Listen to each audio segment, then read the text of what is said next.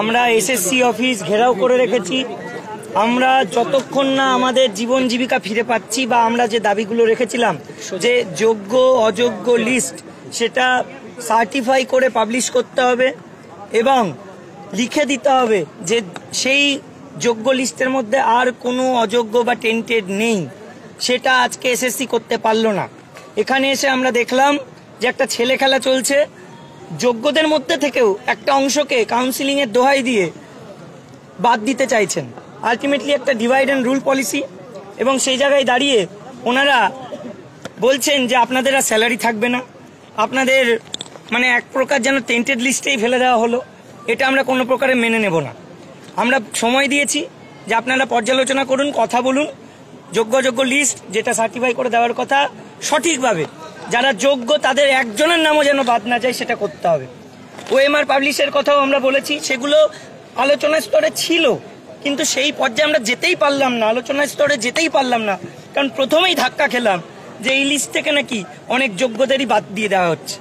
এখন আমরা অবস্থানরত অবস্থায় আছি। অনেক স্যার ম্যাডামরা রয়েছেন, ফিমেল সংখ্যাটা অনেক, ম্যাডামরা প্রচুর সংখ্যায় রয়েছেন।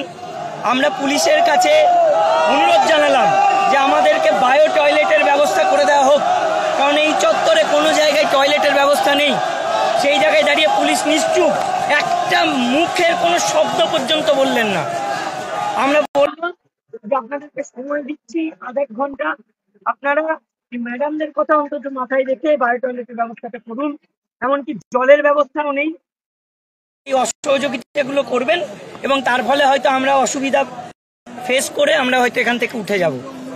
আমরা বলে দিচ্ছি, যদি এই ব্যবস্থা না করা হয়, এই অসহযোগিতা যদি করা হয়, তাহলে কিন্তু আমরা এসএসসি অফিসের ভেতরে ঢুকে তার টয়লেট এবং তার জল ইউজ করার চেষ্টা করব। এখানে অনেক মহিলা ম্যাডামরা আছেন, আপনারা সামনে আসেন।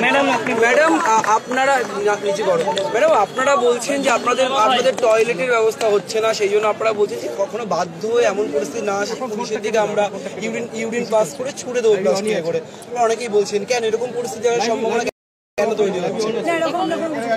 এরকম আমরা কিছু বলিনি। আর চিন্ময়দা যেটা বললেন একদম ঠিক বলেছেন।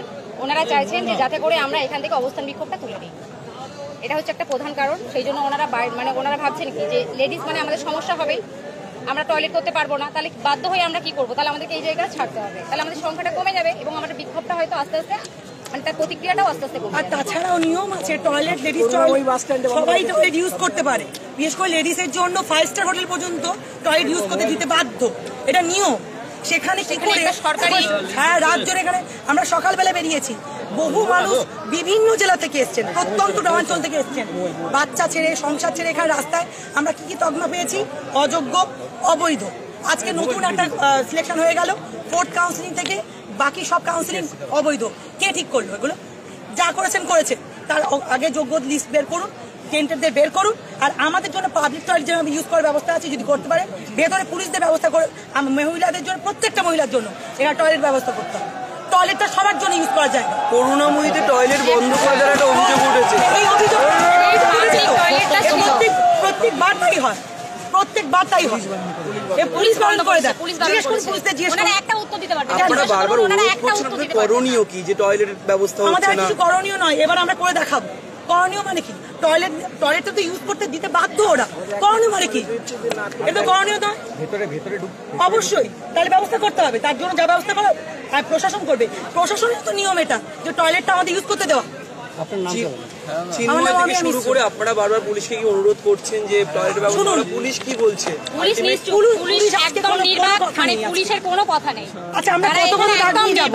অযোগ্য অবৈধ আর কি কি ডাক দেবেন আমাদেরকে? মানে আমরা যেন মনে হচ্ছে একদম আমরা গরু ছাগল একদম রাস্তায় এসে পড়ে গেছি, একদম আমাদেরকে অযোগ্য ফেলে দিয়েছে। মানে আরো যে এনারা কি চাইছেন আমরা বুঝতে পারছি না। আমাদের মান সম্মান একদম চলে গেছে, এনারা চাইছেন আমাদের যেটুকু সম্মান আছে সেটুকু আমাদের চলে যাবে। আমরা একদম যতক্ষণ না সুরা পাচ্ছি এখান থেকে আমরা যাচ্ছি না, কোনো মতেই যাব না। সুরা মানে আমাদের যে দাবিগুলো, ওই দাবিগুলো যতক্ষণ আদায় করতে পারছি ততক্ষণ আমরা এখান থেকে যাচ্ছি না। ওনারাও ভেতরে থাকুন, আমরা বাইরে থাকছি, আমরা ওনাদেরকেও বাইরে যেতে দেবো না, আমরাও যাব না। এবং যতক্ষণ না এই বায়ো টয়লেটের ব্যবস্থা করা হচ্ছে বা পানীয় জলের ব্যবস্থা করা হচ্ছে, আমরা এখানে আধ ঘন্টা ওয়েট করব। আধ ঘন্টা ওয়েট করার পরে যদি এটা না হয় আমরা এসএসসি অফিসের ভেতরে সব টয়লেট এবং জলের মানে ইউজ আমরা করব এবং সেখানে আটকাতে পারলে আটকে দেখা। যেটা হচ্ছে লিস্ট যদি না বেরোয় তো এখন আপনারা এখানে অবস্থান করবেন, সেক্ষেত্রে চেয়ারম্যান সহ অনেকেই আছেন ভেতরে, তাদের খাবার দাবার বা তাদের জন্য কি বা কিছু পাঠাবেন? তাদের খাবার দাবার পাঠাবেন মানে বুঝলাম না। আমরা এখানে না খেয়ে বসে আছি, আমরা সকাল থেকে বসে আছি, এখনো কতক্ষণ না খেয়ে থাকতে হবে জানি না। আর ওনারা খাবেন মানে ওনারা এসি ঘরে বসে তো আছেন, আমরা তো এই গরমে দেখছেন তো ঘেমে যাচ্ছি।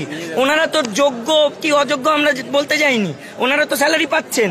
আজকে ওনারা আমাদেরকে ওখান থেকে বাদ করে দিয়ে বলছেন তোমরা অযোগ্য, তোমরা স্যালারি পাবে না, মানেটা কি? এগুলো মেনে নেওয়া যায় নাকি কখনো? আপনাদের অবস্থান চলবে এখন?